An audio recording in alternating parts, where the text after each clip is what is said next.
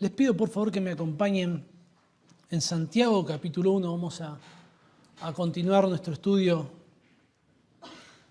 en Santiago. Vamos a dedicarnos a estudiar en esta mañana desde el versículo 22 al versículo 27. Aunque desde el versículo 19 al versículo 27 es una sección, nosotros lo dividimos.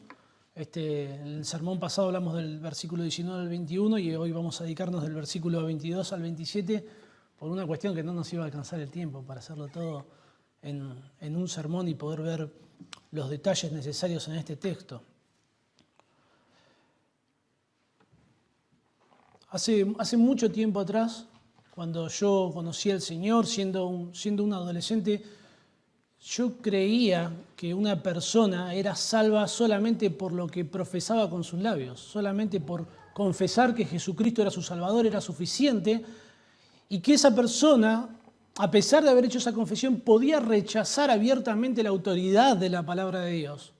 Y aún así ser un creyente. Yo creía eso, era lo que me habían enseñado, y eran hermanos hermosos los que me habían enseñado esto, pero esto no es así.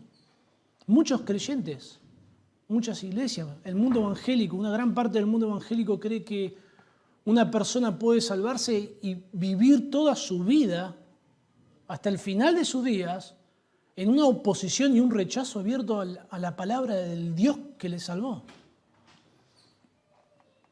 Bueno, eso no es así. Eso está mal. Y no es porque yo lo diga, no es porque es lo que esta iglesia crea en sus estatutos, sino que es porque es lo que la palabra de Dios enseña. La salvación es solamente por gracia, solamente por medio de la fe. Pero cuando Dios salva a una persona, la transforma de una manera radical.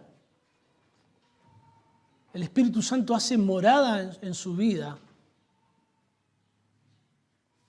y no va a poder permanecer en rechazo a la autoridad de Dios. La fe salvadora tiene un impacto, transforma nuestras vidas. Y Santiago, en el pasaje que vamos a leer ahora, se dedica a hablar en cuanto que un verdadero creyente no solamente va a escuchar la Biblia, no solamente va a escuchar las Escrituras, sino que se va a someter. Un verdadero creyente va a obedecer a Dios, va a buscar obedecer a Dios. Va a ser su meta, aunque no lo hacemos a la perfección, no lo hacemos como quisiéramos, es la meta de un hijo de Dios. Santiago capítulo 1, el versículo 22, luego de Santiago enseñar que tenemos que tener una actitud correcta para escuchar la palabra de Dios, luego dice lo siguiente: pero sed hacedores de la palabra y no tan solamente oidores, engañándoos a vosotros mismos. Porque si alguno es oidor de la palabra, pero no hacedor de ella, este es semejante al hombre que considera en un espejo su rostro natural, porque él se considera a sí mismo, y se va, y luego olvida cómo era. Mas el que mira atentamente en la perfecta ley, la de la libertad, y persevera en ella, no siendo oidor olvidadizo, sino hacedor de la obra, este será bienaventurado en lo que hace. Si alguno se cree religioso entre vosotros y no refrena su lengua, sino que engaña su corazón, la religión del tal es vana. La religión pura y sin mácula delante de Dios, el Padre, es esta: visitar a los huérfanos y a las viudas en sus tribulaciones y guardarse sin mancha del mundo. Una de las grandes preocupaciones que tiene Santiago y que lo refleja a lo largo de su carta es que había personas dentro de la iglesia que no conocían al Señor. Había personas dentro de la iglesia que no eran creyentes. Ahora, en un sentido, es común, es normal que en una congregación haya personas que aún no conocen al Señor. En las congregaciones, en las iglesias, a veces hay personas que hacen días, que hacen semanas que están en la iglesia. Otras personas hacen algunos meses que están viniendo a la iglesia y aún no comprenden el Evangelio, aún no lo han comprendido como para abrazarlo. y oramos por ustedes, si esa es su situación, y está bien. Y es una situación normal en la iglesia. Pero la preocupación en la que Santiago se centra es en aquellas personas que hace tiempo que están en la iglesia, que conocen las Escrituras, que tienen conocimiento doctrinal, que conocen el Evangelio, pero con sus hechos lo rechazan, demostrando que no son creyentes y están engañados, están autoengañados de que son creyentes.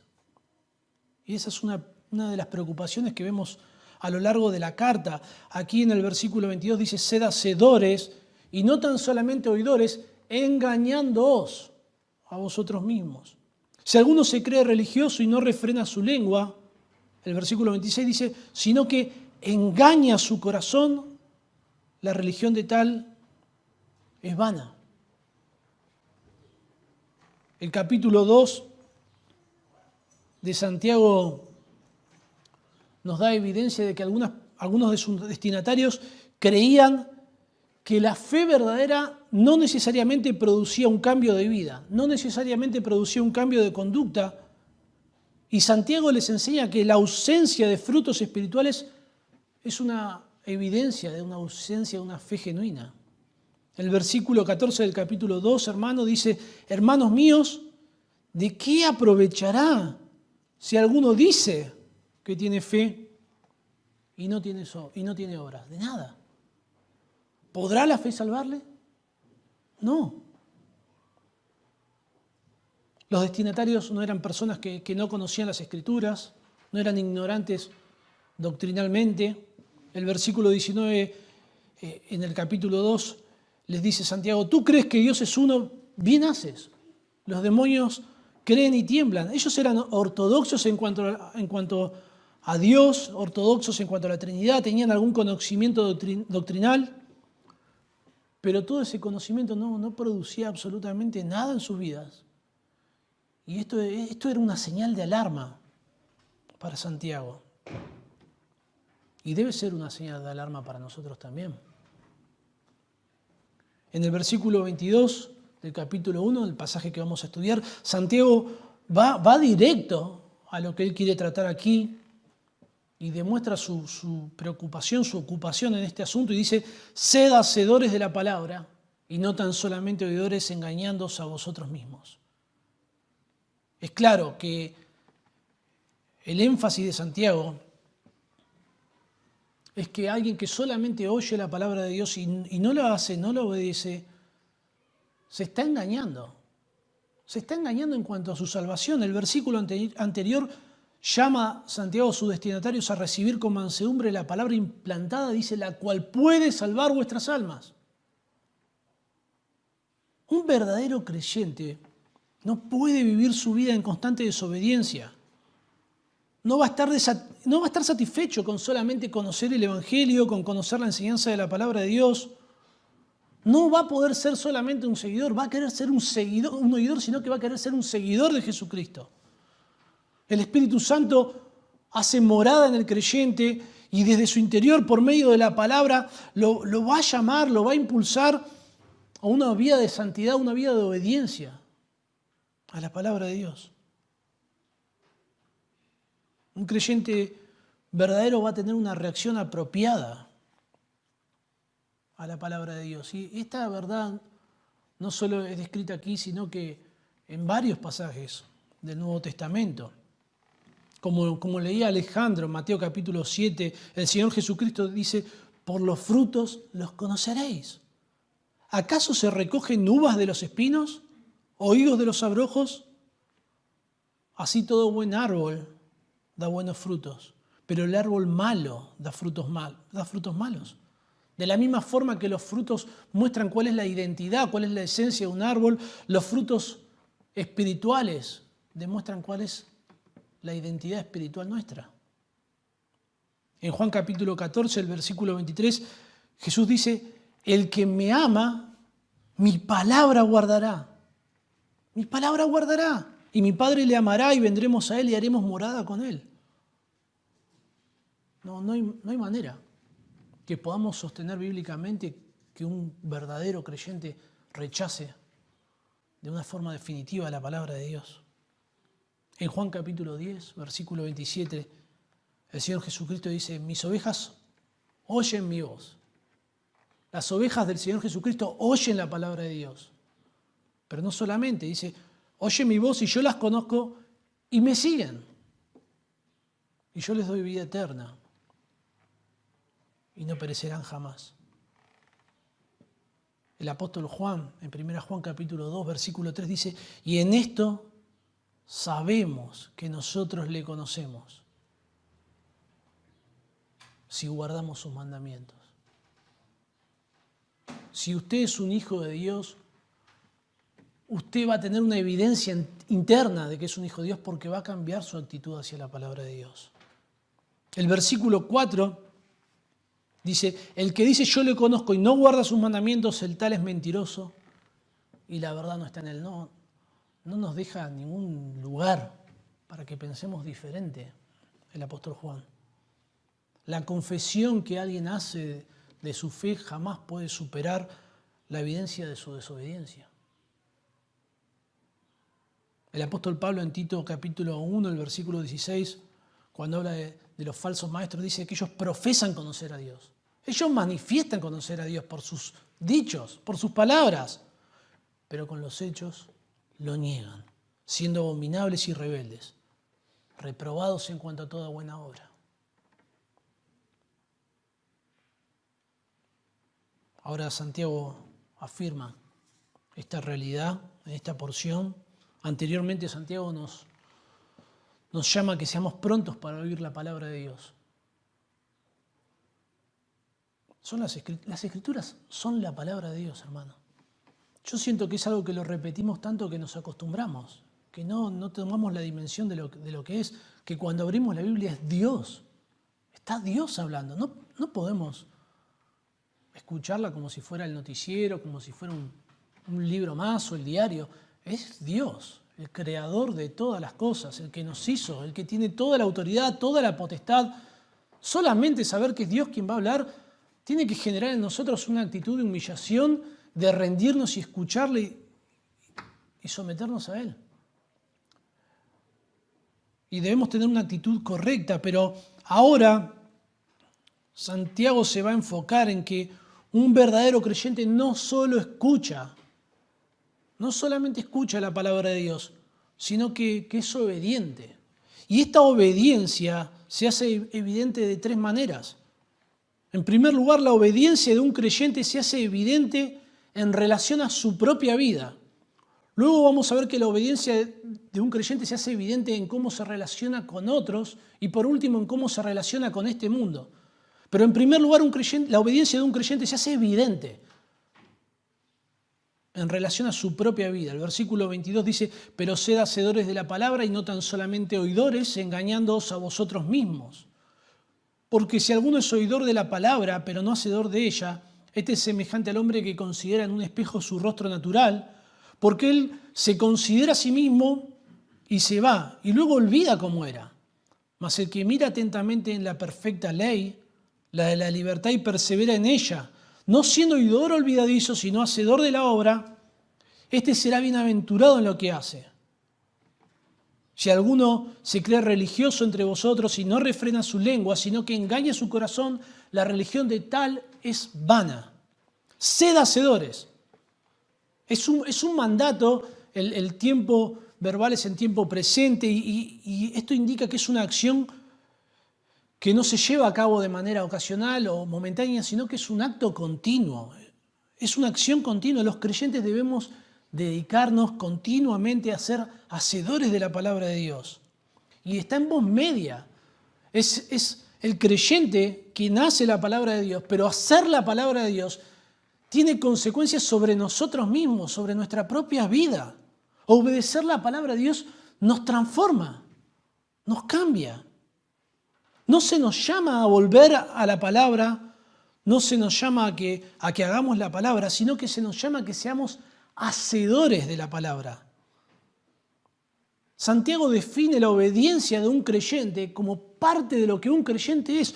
Un creyente es un hacedor de la palabra de Dios. Cuando alguien quiere quiere estudiar para ser abogado, contador, químico, profesor, etcétera, etcétera, dedica mucho tiempo, mucho esfuerzo para estudiar, para conocer, para saber, porque quiere recibirse. Y eso exige un gran sacrificio. Y luego tiene su título como contador, abogado, etcétera, etcétera. Pero su profesión no define quién es. No define quién es. La profesión de una persona define a qué se dedica, de qué trabaja, pero no define su persona. En cambio, un creyente no se dedica a escuchar la palabra de Dios, a estudiar la palabra de Dios como un fin en sí mismo, o para obedecerla ocasionalmente, sino que la palabra de Dios define su identidad, define lo que es un hacedor. La forma negativa del mandato que da Santiago para que seamos hacedores de la palabra dice que no debemos ser tan solamente oidores, engañándoos a vosotros mismos.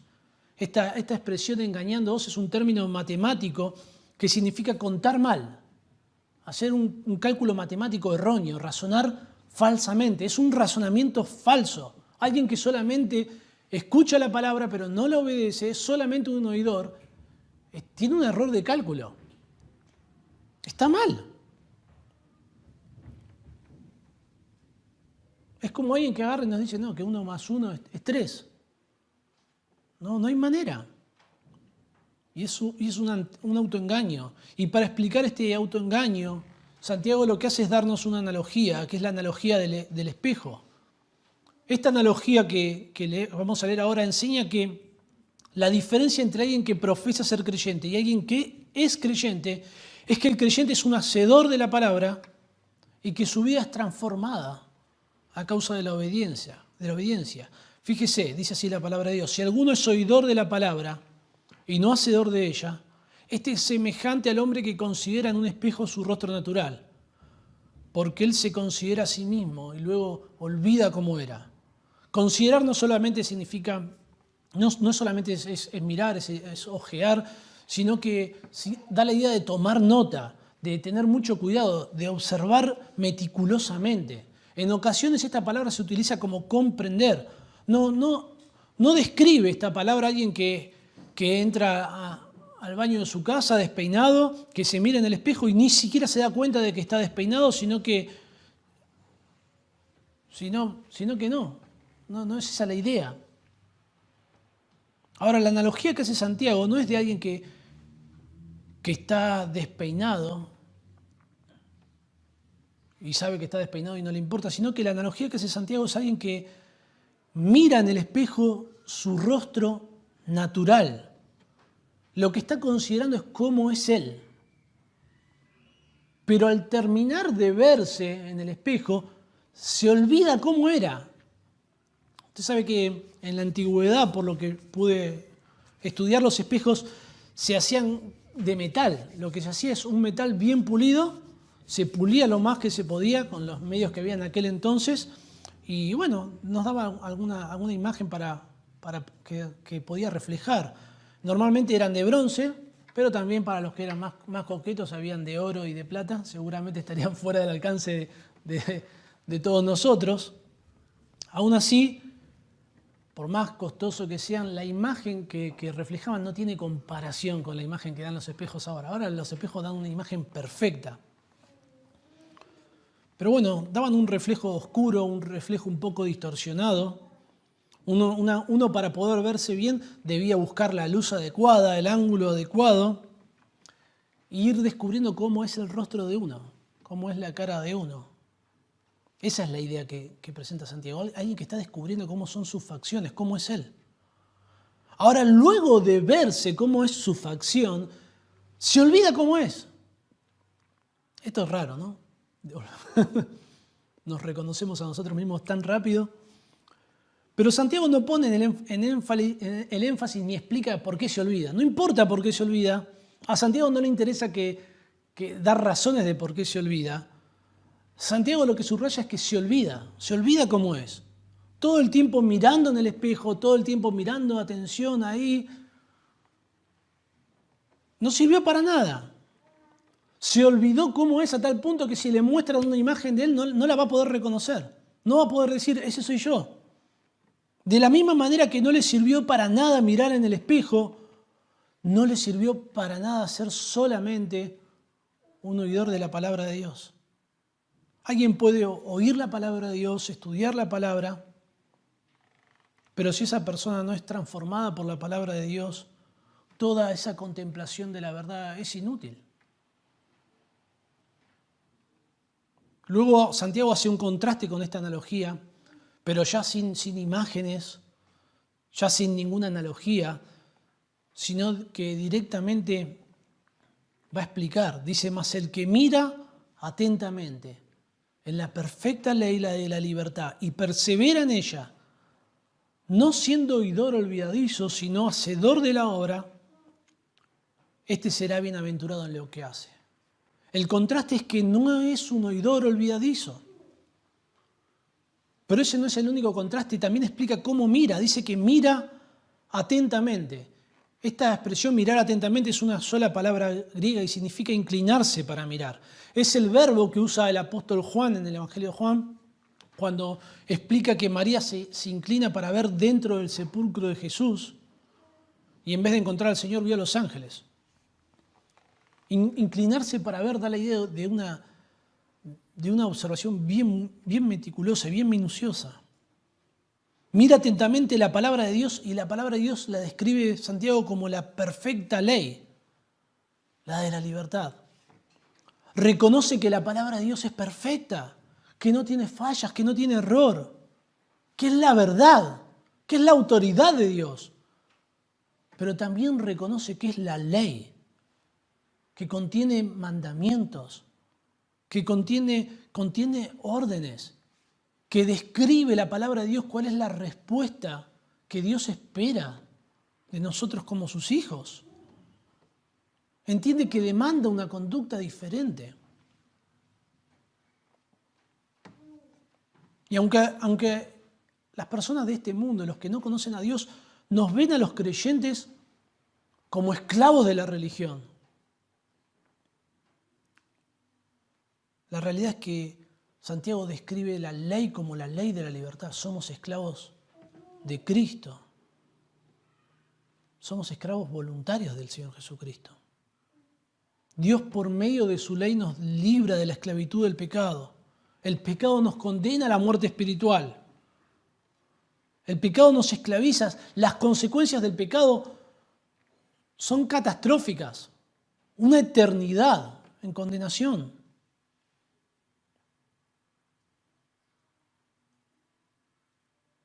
Pero la ley de Dios nos libera de esa consecuencia. Nos muestra el Evangelio, nos muestra a Cristo, nos muestra la cruz, nos muestra cómo agradarle a Él. Y eso solamente trae cosas buenas a la vida de un creyente. En Juan capítulo 8, el versículo 34, Jesús nos dice que aquellos que cometen pecado son esclavos del pecado. Y luego dice en el versículo 36 que si el Hijo os libertare, seréis verdaderamente libres. En Romanos 6, 18 dice, y libertados del pecado, vinisteis a ser siervos de la justicia, esclavos de la justicia. Quien mira la ley de Dios no siendo un oidor olvidadizo, sino un hacedor, sino para obedecer, es librado para abandonar el pecado que antes no podía abandonar y ahora servir a Dios.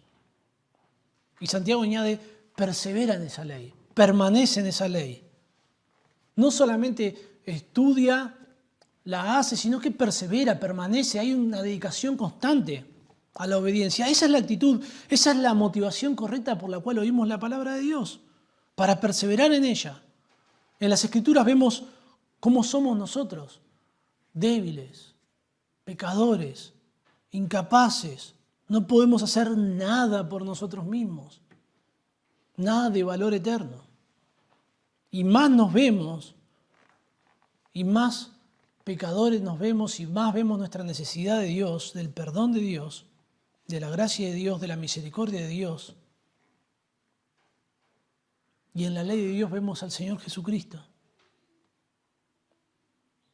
Dios nos santifica por medio de su ley, por medio de su palabra. Dios pone en sus hijos un deseo por serles agradable, por agradar a Dios. Y el creyente comienza desde que es salvo a transitar un camino progresivo de santidad hasta que terminan sus días en la tierra. No es un oidor olvidadizo, sino un hacedor de la obra. Este será bienaventurado en lo que hace. Hacedor de la obra, fíjese hermano, es el contraste contra un oidor olvidadizo. Santiago no contrasta un oidor olvidadizo con un oidor memorioso o con un oidor que tiene una mente brillante. El contraste que Santiago hace con el oidor olvidadizo es uno que hace la obra de Dios. Esto nos da la idea de que nuestro carácter no se define, hermanos, por lo mucho que sabemos, no se define por nuestras capacidades, no se define por nuestra posición doctrinal o nuestras posiciones teológicas o soteriológicas.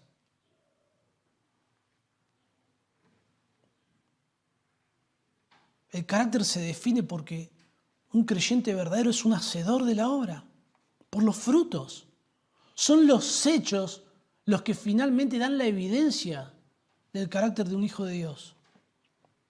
Y dice que el que es un hacedor de la obra será bienaventurado en lo que hace. Bienaventurado significa feliz, dichoso, afortunado.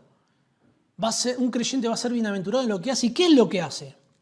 ¿Qué es lo que está haciendo? ¿Cuál es su hacer? En el contexto lo que esta persona está haciendo es no ser un oidor olvidadizo, sino un hacedor de la obra. Lo que hace no describe cualquier obra que se le ocurra hacer, sino el hacer lo que la palabra de Dios enseña. Es verdad que obedecer la palabra de Dios trae un montón de bendiciones en innumerables aspectos de nuestra vida.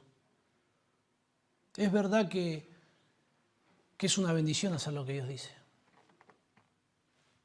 Es verdad que si nosotros obedecemos, recibiremos recompensas futuras en el tribunal de Cristo. Nuestras obras van a ser probadas.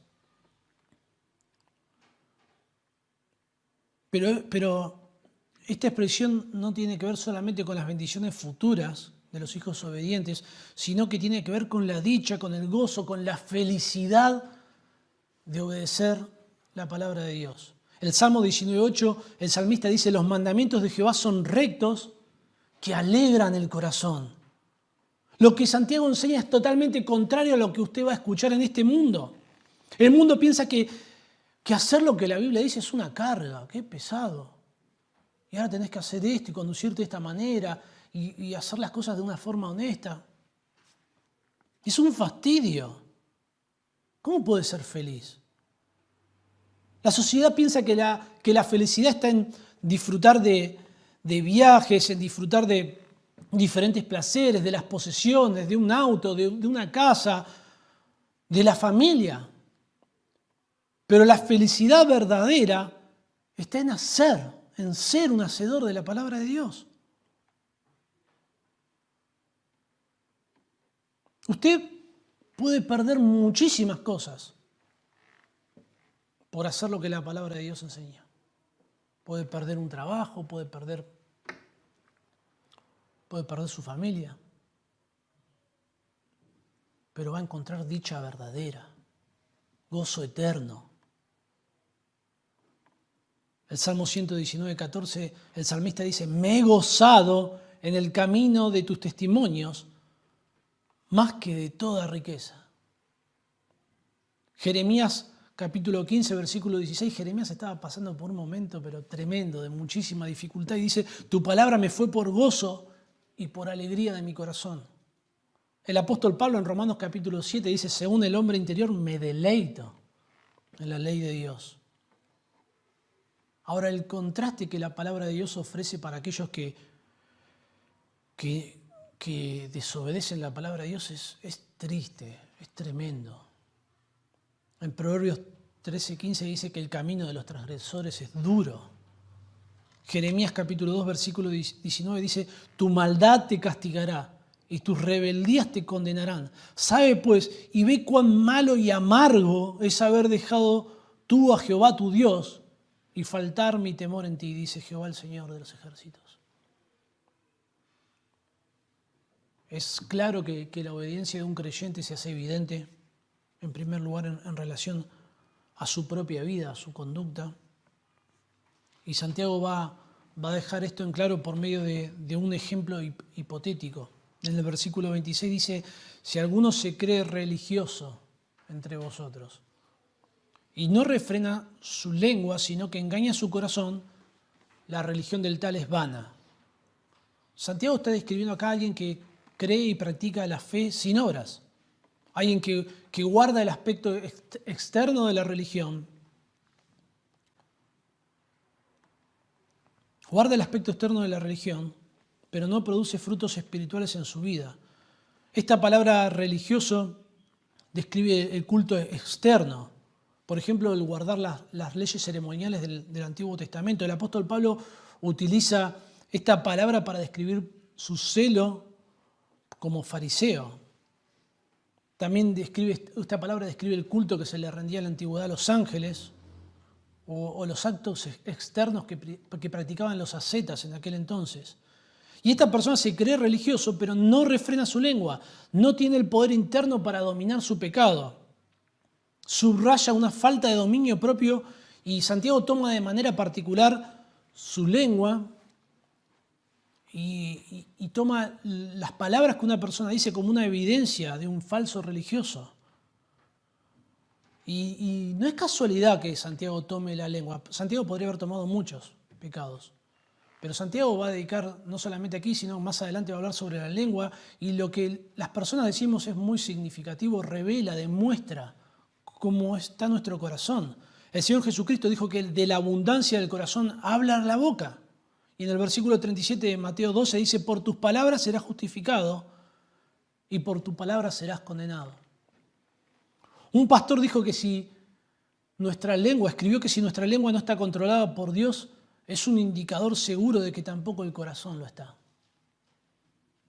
Quien hace esto, quien practica una fe sin obras, engaña su corazón. Engaña su corazón. No, fíjese que no describe a alguien que está siendo engañado. No describe a alguien que es víctima del engaño de otros, sino que es alguien que se engaña a sí mismo. Esta palabra engañar describe lo que hacen los falsos maestros en las iglesias en otros pasajes, pero esta persona es descrita como si fuera su propio falso maestro. Así mismo se repite, yo soy un hijo de Dios. Claro, yo soy un hijo de Dios. Yo voy a la iglesia, tengo tal o cual ministerio, yo participo en esto, participo en aquello. Se convence a sí mismo. Ir a la iglesia, asistir a las reuniones, participar de ministerios, tener incluso un cargo eclesiástico, no tiene ningún valor espiritual en sí mismo. Todas esas cosas deben ser un medio para agradar a Dios. Por medio de este ejemplo se nos describe, ¿no? Alguien que oye la palabra de Dios, pero que no la hace, que la palabra de Dios no produce santidad en su vida, y la obediencia de un creyente verdadero se hace evidente por lo que produce en su propia vida. Pero no solamente se hace evidente por lo que produce en su propia vida, sino que también se hace evidente por cómo se relaciona con otros. Cuando alguien viene a Cristo, cambia la forma en que se relaciona con otras personas. Santiago capítulo 1, 27 dice que la religión pura y sin mácula delante de Dios el Padre es esta: visitar a los huérfanos y a las viudas en sus tribulaciones. No solamente un creyente verdadero sigue la ley de Dios en cuanto a las leyes morales o en cuanto a su propia conducta, sino que cambia absolutamente todas las relaciones interpersonales. Tal cual como fue con el caso del apóstol Pablo. Antes de convertirse, el apóstol Pablo odiaba a los creyentes, perseguía a creyentes, los metía presos y se convierte y pasó a amar a los creyentes, a amar a la iglesia, a servir a la iglesia. Y es descrito acá como la religión pura y sin mácula. Esto es un contraste tremendo con lo que Santiago dijo anteriormente, ¿no? Si alguno se cree religioso y no refrena su lengua, es vana, se está autoengañando, pero ahora habla de la religión verdadera. Aunque el uso de la palabra religión apunta más a un culto ceremonial, Santiago aplica esta palabra para hablar de las acciones que produce la fe verdadera al servicio de otros. Algunos toman esta porción como una protesta de Santiago contra el ritualismo farisaico que se había metido dentro de la iglesia, o como una denuncia a un grupo de creyentes que no practicaban el amor. Nosotros podemos ver en Santiago capítulo 2 del versículo 15 al 17, nos puede dar algún indicio de lo que sucedía allí. Dice que si un hermano o una hermana están desnudos y tienen necesidad del mantenimiento de cada día, y alguno de vosotros les dice, id en paz y calentados y saciados, pero no les dais las cosas que son necesarias para el cuerpo, ¿de qué aprovechará? Así también la fe, si no tiene obras, es muerta en sí misma. O sea, esta situación que muestra acá es alguien que ve a hermanos que tienen necesidad del mantenimiento de cada día, tienen necesidad de sustento y de abrigo. Pero no suple la necesidad, no le interesa, no se preocupa.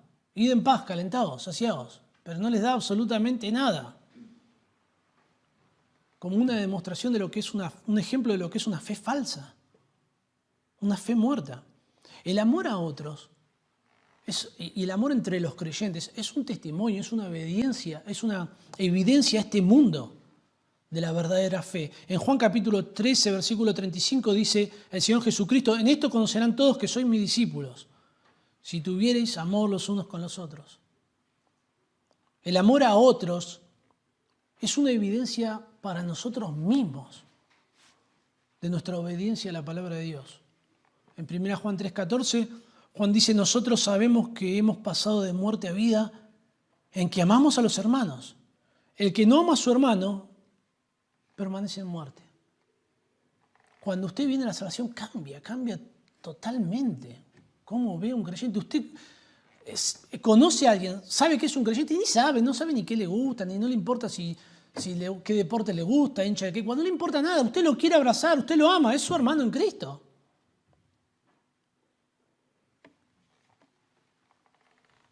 La verdadera religión se manifiesta en amor a otros y es descrita como pura y sin mácula.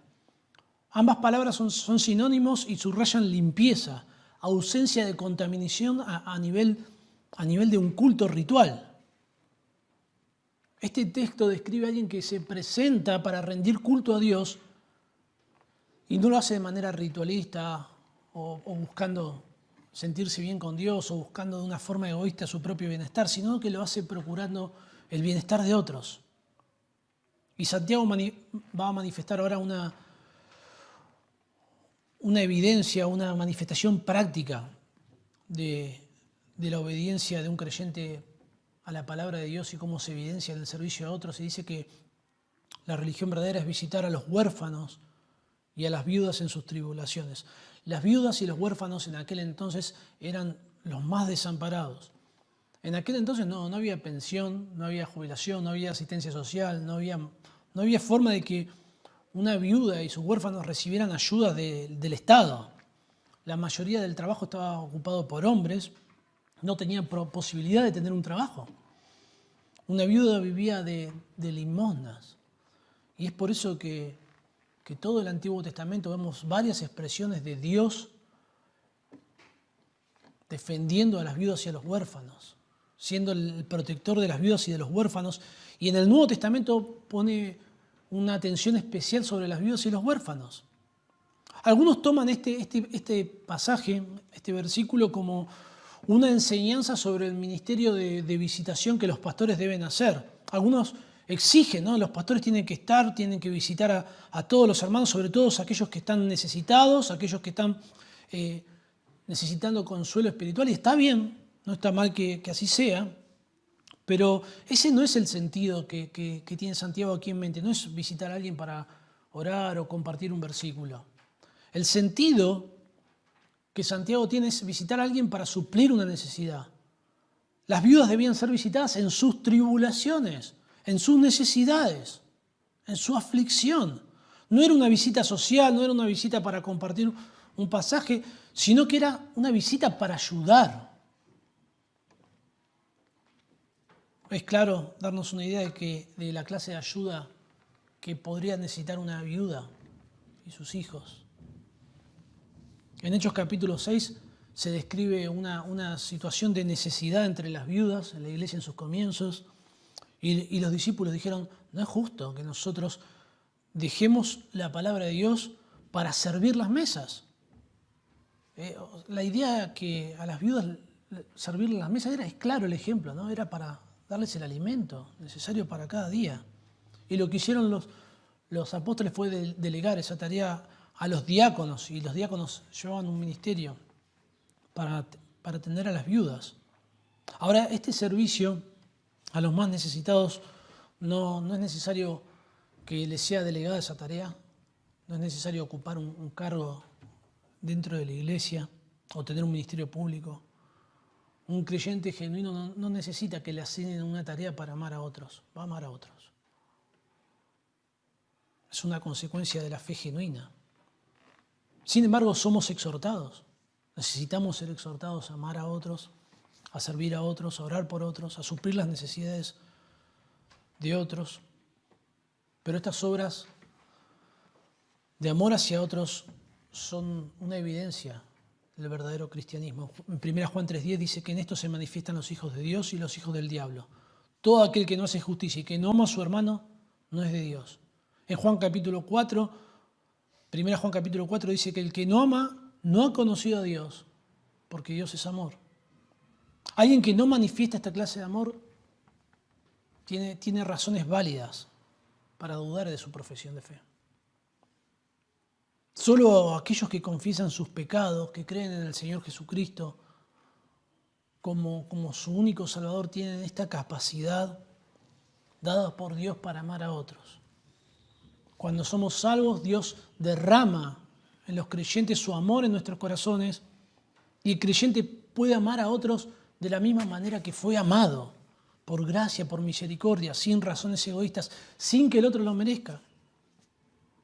La obediencia de un creyente se hace evidente en cómo se relaciona con otros, pero también la obediencia de un creyente se hace evidente en cómo se relaciona con este mundo. La religión pura y sin mácula, el versículo 27 dice, delante de Dios nuestro Padre es visitar a los huérfanos y a las viudas en sus aflicciones y guardarse sin mancha del mundo. ¿Qué es el mundo?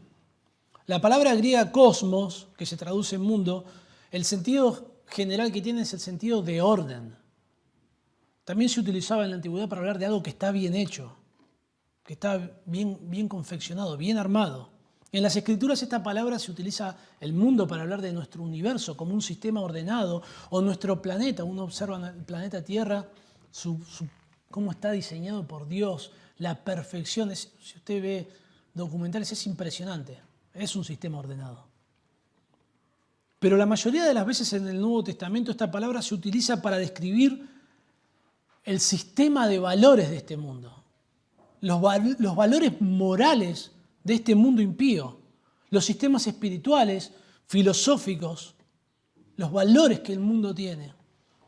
Este sistema de valores está gobernado por Satanás, por sus huestes espirituales. En 1 Juan 5:19 nos dice que el mundo entero está bajo el maligno. Es un sistema que aborrece a Cristo y que aborrece a los seguidores de Cristo. Ahora, los creyentes no somos llamados a aislarnos del mundo, no somos llamados a no tener contacto con el mundo. Quisiéramos. Sí que quisiéramos. Vemos tanta maldad en nosotros mismos y tanta maldad en este mundo que nos dan ganas de irnos ahí a la punta de una montaña. Pero el problema es que estaríamos con nosotros mismos y veríamos la maldad de este mundo en nosotros, ¿no? Somos tentados a aislarnos de este mundo, a no tener contacto con las personas del mundo. Pero deberíamos tener cuidado con eso. Porque no somos llamados a hacer eso. El Señor Jesucristo oró y dijo, no ruego que los quites del mundo. Estamos en medio de este mundo para glorificar a Dios y darle a conocer a Dios a este mundo perdido. Y para eso, para que le demos a este mundo a conocer a Dios, es necesario que nos relacionemos con este mundo. Yo en algún momento, cuando me convertí, pensaba que tenía que estar totalmente aislado. Y claro, llegó un momento que ya ni conocía personas de este mundo. Todas las personas con las que me relacionaba solamente eran todos creyentes. Era como estar aislado del mundo. Somos llamados a relacionarnos con las personas de este mundo. No te ruego que los quites del mundo, dice el Señor, sino que los guardes del mal. Debemos guardarnos de este mundo. Este mundo representa un peligro potencial y por eso las Escrituras contienen en varias ocasiones advertencias sobre cómo nos relacionamos con el mundo. No debemos amar al mundo ni las cosas que están al mundo. Y advierte el apóstol Juan, si alguno ama al mundo, el amor del Padre no está en él. Santiago más adelante dice, oh almas adúlteras, ¿no sabéis que la amistad del mundo es enemistad contra Dios? Cualquiera que quiera ser amigo del mundo se constituye enemigo de Dios. Un verdadero creyente no puede amar este sistema impío, ni puede tener amistad con este sistema impío. Esta clase de conducta revela un corazón de alguien que no conoció al Señor.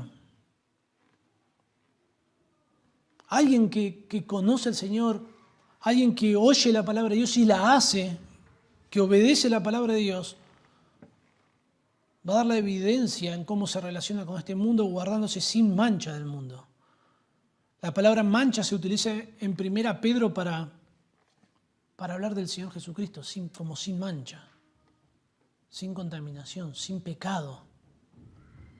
Es claro que en nuestra experiencia diaria nos damos cuenta que los creyentes no podemos guardarnos de este mundo sin mancha, con la perfección, con la hermosura que lo hizo el Señor Jesucristo.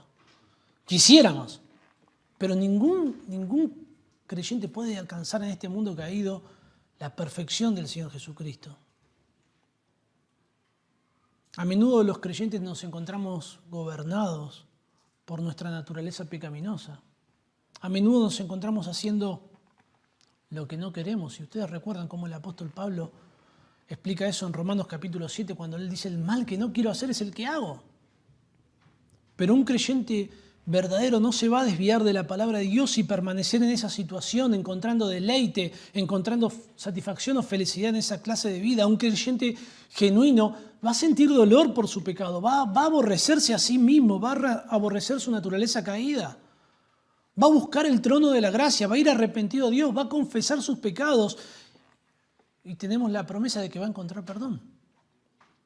Y esta realidad es compatible con la idea de un creyente que se está guardando sin mancha de este mundo. Se describe aquí una acción continua, una acción constante. La vida de un creyente verdadero se va a hacer evidente por obedecer la palabra de Dios sin abrazar las formas de este mundo, las filosofías de este mundo, la psicología de este mundo, los valores de este mundo, sin buscar agradar a este mundo, sino buscando agradar a Dios.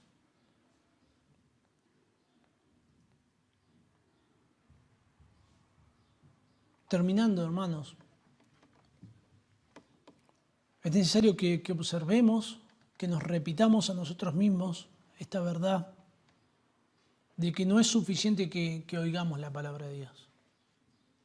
Es necesario, pero no es suficiente. No solamente es oír, sino que también debemos procurar obedecerla. Y es imposible obedecer la palabra de Dios por nuestras propias fuerzas. Todos los seres humanos nacemos pecadores, somos descritos como esclavos de nuestros pecados y solamente Jesucristo puede librarnos de esa esclavitud. Si usted no conoce al Señor, usted no va a poder obedecer al Señor. No lo va a poder hacer. Y lo que necesita es arrepentirse de su pecado, rendirse a Jesucristo como como el único Salvador.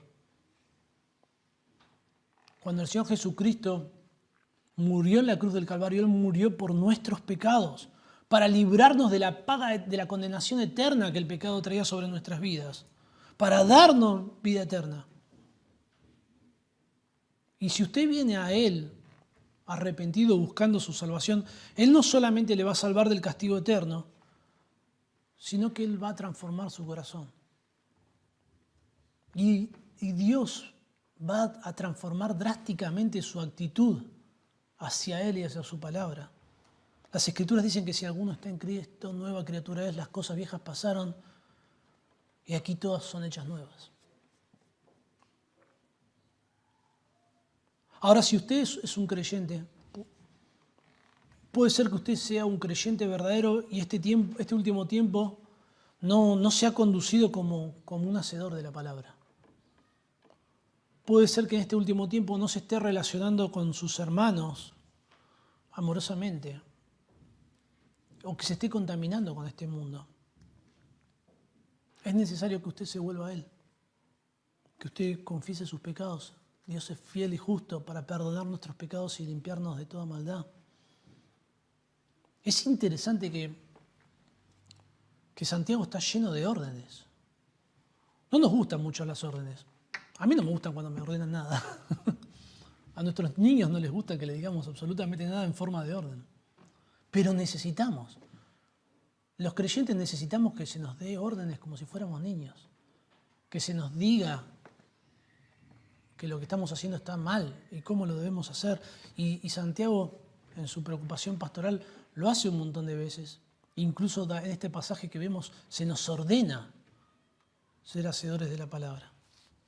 Que Dios nos dé la gracia, la fortaleza para darnos cuenta, evaluar nuestra situación espiritual, darnos cuenta, arrepentirnos y volvernos a Él. Un verdadero creyente no solamente oye la palabra, sino que la obedece. La obediencia se hace evidente en nuestra propia vida, en nuestras relaciones con nuestros hermanos y también en cómo nos relacionamos con este mundo. Oremos. Señor, Padre nuestro, te damos gracias por Jesucristo, gracias por la salvación que hallamos en Él. A pesar de nuestra condición, Señor, tú nos salvaste por gracia, por misericordia. Señor, y esto produce una gratitud enorme en nuestro corazón. Y Señor, queremos evaluar nuestra conducta a la luz de tu palabra, Señor. Y Padre, y aunque nos maravillamos descubriendo, entendiendo las verdades que tú nos enseñas, Señor, queremos no solamente hacerlo de una forma teórica, sino en la práctica de nuestras vidas, Padre, y para eso te rogamos, Señor, que tú nos des la sabiduría, la fortaleza, Señor, para también, Señor, humillarnos ante ti. Señor, gracias por tu perdón, por tu misericordia, Señor. En el nombre de Jesús. Amén.